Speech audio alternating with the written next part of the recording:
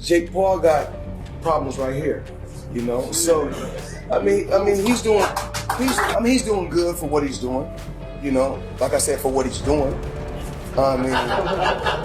It is what it is. He's just a lot of talk. Floyd Mayweather, the undefeated legend of the boxing world, just leaked his most jaw-dropping prediction for the Mike Tyson versus Jake Paul spectacle. And trust me, he didn't just throw a dart at a board and pick a winner for the fun of it.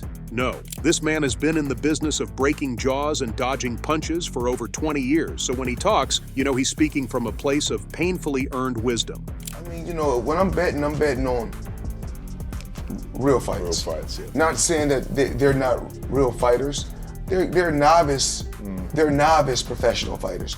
But when I'm betting on fights, I'm betting on fights that's.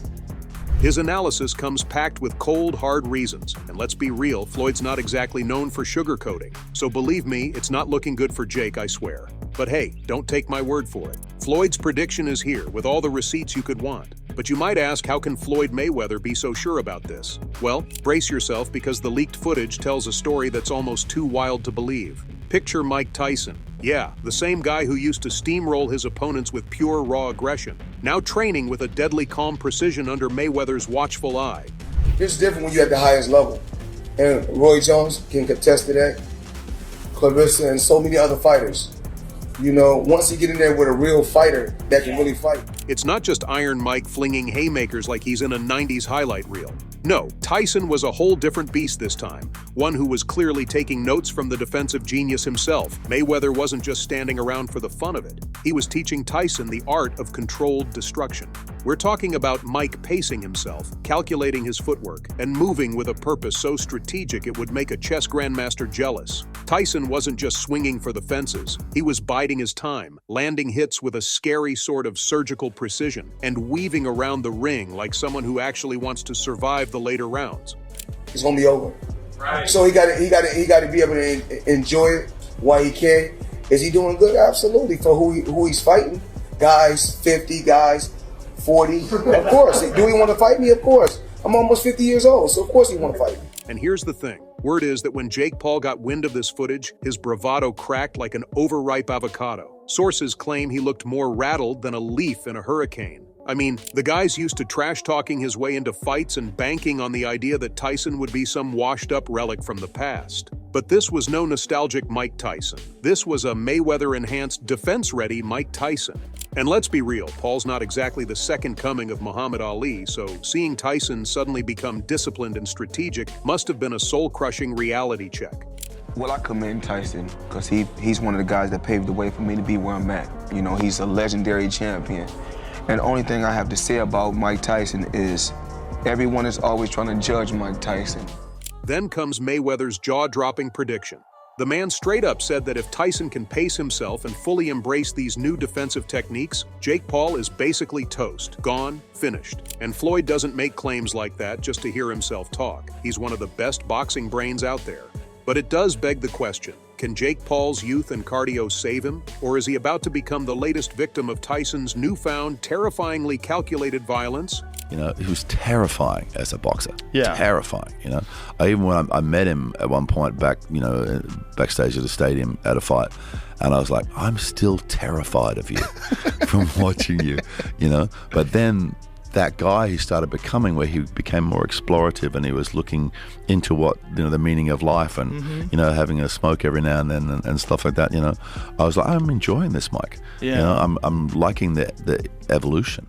Now, if you thought Tyson's training was just intense and technical, buckle up, because it gets even more outrageous. The man is out there leaning into some of the most bizarre, almost hallucinatory workout methods you could imagine. He's not pounding protein shakes or meditating with crystals. He's using psilocybin mushrooms and cannabis to fuel his workouts. Tyson openly talks about how he uses mushrooms to feel, in his own words, beautiful, while training, claiming it gives him an otherworldly mental and physical boost. Just imagine. Scratch that. Remember, we're not using imagine.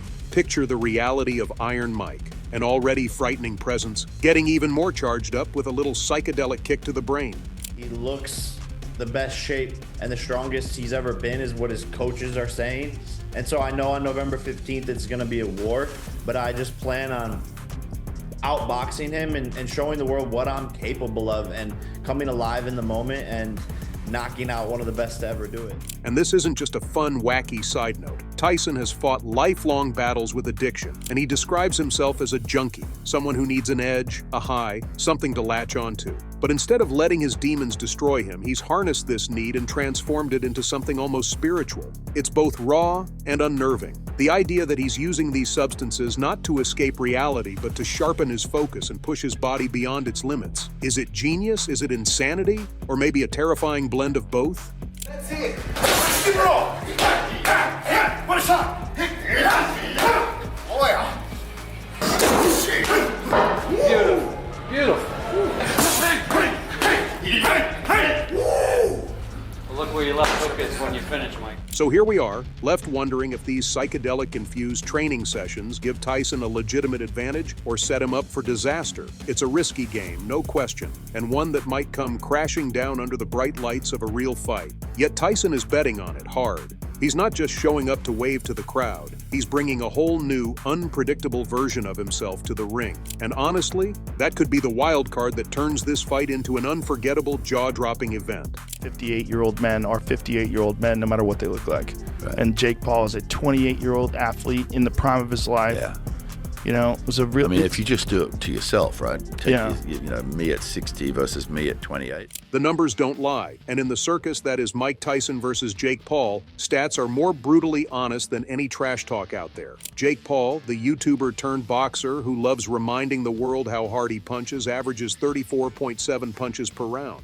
Sounds decent, right? But when you stack that up against Tyson's latest performance, only 24.1 punches per round in that wheeze fest of an exhibition match against Roy Jones Jr. in 2020, it's almost embarrassing. Let's face it, Tyson's output has plummeted from the hurricane force it used to be to something more like a gentle breeze. And let's not even start on his conditioning, which left more questions than a bad math exam. It's different when you're at the highest level. And Roy Jones can contest to that. Clarissa and so many other fighters. You know, once you get in there with a real fighter that can really fight. Tyson didn't land a single jab in both the second and eighth rounds of that fight against Jones. Zero. Nada. Zilch. For a guy who used to set up devastating bombs with pinpoint jabs, that's not just a weakness. It's practically a giant neon sign flashing trouble ahead. Meanwhile, Jake Paul, despite being dismissed by every boxing purist on the planet, has been sneaking in some actual skill development. He's connecting with an average of 18.3 jabs per round, using that jab to control distance and frustrate his opponents. No, he's not rewriting the book of boxing greatness, but the dude knows how to use his tools effectively. And when you're young, athletic, and a joker, a good jab is a game changer. This is the strongest I've ever seen you. Yeah? Yeah, the strongest I've ever, and I know you since you're 13. I think this impressed the shit out of me. Nothing impresses me. You know, I'm gonna tell you the truth, I don't lie. But let's not kid ourselves. Tyson's power still deserves its own chapter in boxing horror stories. Even at 58, he's got the kind of knockout force that could send someone into next week. Yet here's the kicker. Power doesn't mean squat if you're gasping for air or too slow to actually connect. Tyson's sparring clips have shown that he can still throw a killer hook, sure. But keeping that intensity up for 8 rounds? Yeah, that's the million-dollar question, especially when you consider Jake Paul's relentless activity level. Throwing 34.7 punches per round might not sound earth-shattering, but against a much older Tyson, it could be the difference between wearing him down and getting worn out. He has bad knees, if his back's bad. I mean, I don't know what's going on with him physically. It's hard to tell from a guy just hitting pads. When he's hitting those pads, he looks great. Yeah. Like, yeah, if he can do that, if he can actually do that for 8 rounds or 10 rounds, however long this fight is. Well, that's going to be the key, isn't it? Can he do that? I don't know if he can do that. I mean, he had to pull out of the first fight because he had an ulcer. Right. So it's, you know. The thing is, I was quite enjoying the second phase of Mike's life. You know what I mean? Enter Richard Steele, the Hall of Fame referee who officiated more bloody wars in the ring than he probably cares to remember. Steele's been sounding the alarm, reminding everyone that these 14-ounce gloves aren't much more than fancy pillows when it comes to protecting Jake Paul from a Tyson haymaker. Sure, they'll soften the sting of a jab, but a full-force Tyson uppercut? Forget about it. Steele isn't even joking around when he talks about the real danger here.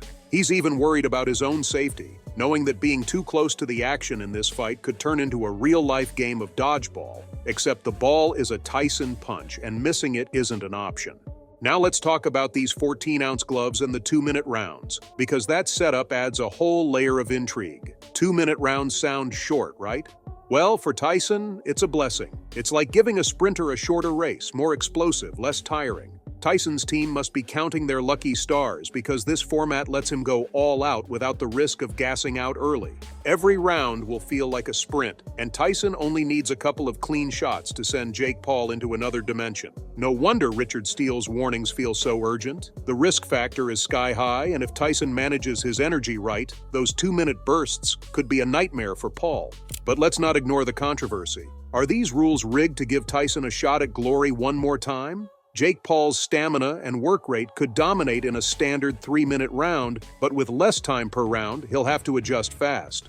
If people think I'm going to get knocked out by this strong, powerful guy, all the people in my comments saying, look at his power, he's going to get KO'd. People are yelling at me in the event. But what happens when I put this man to sleep? This shit is not a joke. He's saying that it's going to be my funeral. He's saying it's going to be my wake. He's going to kill Jake Paul, all of these things. And that's why I love Mike, I respect him, but we're not friends anymore. Until November 15th, I'm knocking this out, and we're going to see who's dead. We will see who's dead. The gloves, the rounds, the entire setup, it's a strategic minefield. And if Tyson's power connects early, Paul's endurance won't even matter. It's a fight that feels like a high-stakes chess game where each piece has been carefully placed to make things as unpredictable as possible. Tyson's camp seems thrilled with the conditions, and honestly, who can blame them? The man still has knockout power in spades, and with these rules, he might just make a miracle happen. Meanwhile, Jake Paul is sweating it out, refining his defense, amping up his cardio, and trying to stay ready for whatever Tyson brings. It's a matchup that's way more complex than it seems. A brutal cocktail of youth versus experience, speed versus power, and calculated risks on both sides. And with Richard Steele's grim warnings echoing in the background, we all know one thing. This fight is shaping up to be a drama-filled, explosive spectacle.